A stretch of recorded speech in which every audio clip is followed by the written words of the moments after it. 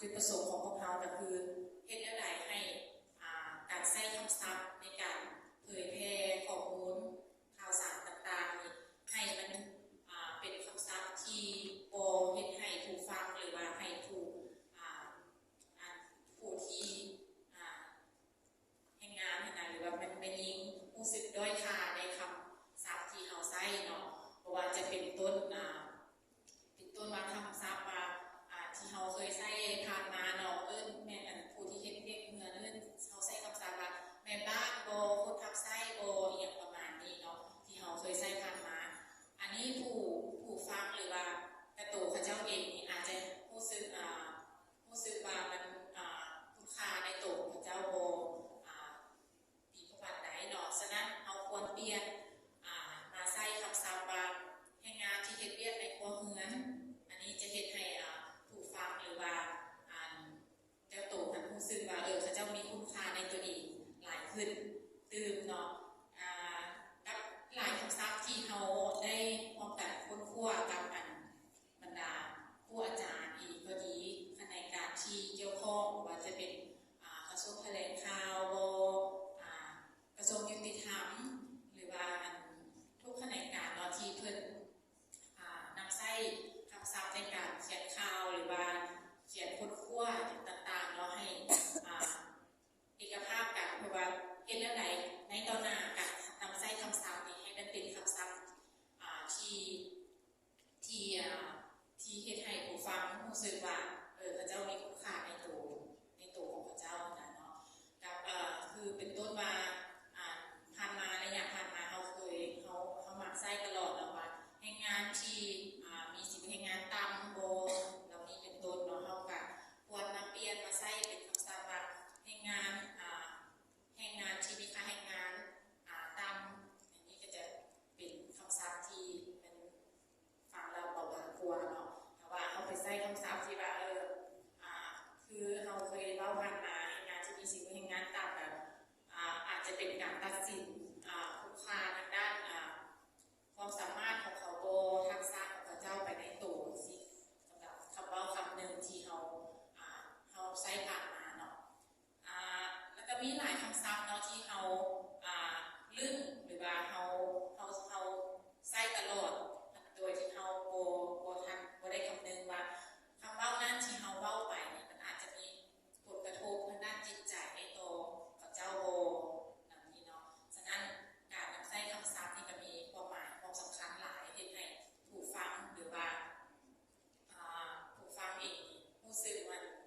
ดีหรือว่าบ่ดีแตกต่างกันเนาะคำศัพท์คำหนึ่งนี่ถ้าว่า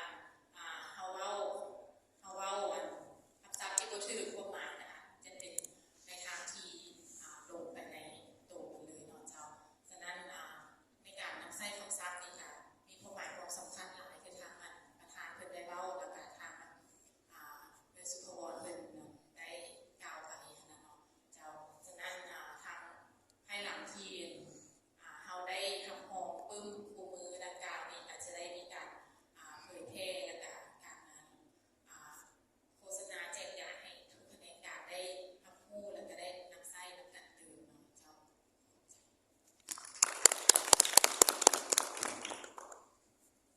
เจ้าขอบใจนะคะสวยสวรรค์ที่มาให้ข้อคิดซึ่งเป็นการได้เน้นย้ำถึงเครื่องมือใหม่ๆที่เขาหาสร้างขึ้นมาเนาะแล้วก็แต่ที่ว่าเป็นได้อธิบายแทนข้าพเจ้าและที่ว่าเราต่อไปเนาะหลายคนก็สิเห็นได้ว่าประมวลคำศัพท์ที่เป็นต่อสื่อเกี่ยวกับในการง่ายโดยเฉพาะการสร้างสังคมตัวนี้เป็นกำลังอยู่ในขั้นตอนที่ว่าจะเผยแพร่เนาะสรุปขอบใจท่านเห็นของทางสวยสวรรค์เนาะต่อไปทางพระอาจารย์เนาะเพิ่นจะมาแลกเปลี่ยนมาในมุมมองของเพิ่นเด้เพราะว่าเพิ่นอาจจะบ่ได้อยู่ในกระบวนการนี้แต่ว่าในมุมมองของเพิ่นขึ้นมาแล้วขอเสริมขอบใจสบายดีวันเสาร์ประธานเนาะน้องนักศึกษา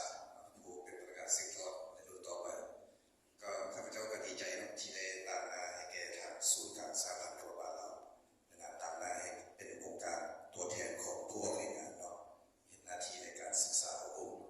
ผู้ออกงานให้เป็นผู้ออก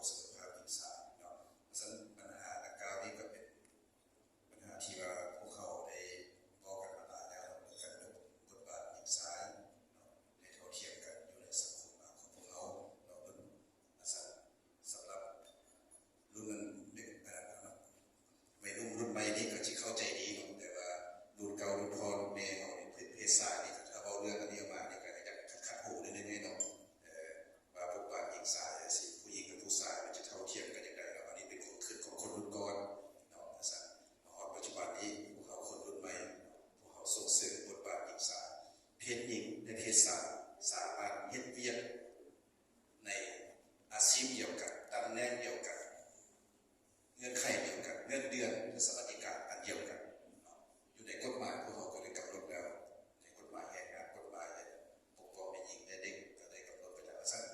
ทุกคนมีสิทธิเสมอภาคกันบ่จำแนกเพศเนาะอันนี้ก็พวกเราภาครัฐทั่วเขาก็ได้กำหนดไว้ในรัฐธรรมนูญและกฎหมายวิธีไว้แล้วมีแต่ว่าพวกเขาพร้อมกันส่งเสริมและจัดตั้งปฏิบัติเริ่มจากตัวผมเองเนาะคือข้าพเจ้านี่ก็เป็นเพศชายดีใจได้มากวันนี้ก็ที่เริ่มจากข้าพเจ้าเองต้องได้ยอมรับอยู่ในครอบครัวก็คือมีและลูกต้องมีความเท่าเทียมกันอยู่ในและมีการสนทนาปรึกษาหารือกันในการประกอบกิจกรรมในปัญหาต่างๆอยู่ในครอบครัวหรืออยู่ในองค์กรก็ต้องได้มีการปรึกษาหารือกันร่วมกันซึ่งเรื่องการให้งานเรื่องการคำศัพท์ให้งานเคลื่อนย้ายนี่การใช้คำศัพท์ก็เป็นประเด็นหนึ่งที่ว่าเป็นคำศัพท์ถ้าว่าเขาใช้คำศัพท์ที่ดีฟังแล้วม้วนหูก็เป็นเหตุให้ผู้ฟัง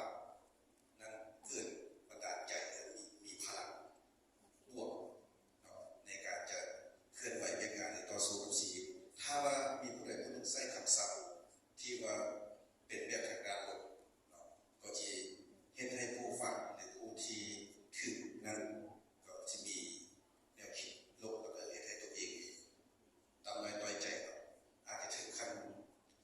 ฆ่าตัวเองตายก็มีนะคือพวกเราเห็นผ่านมาดู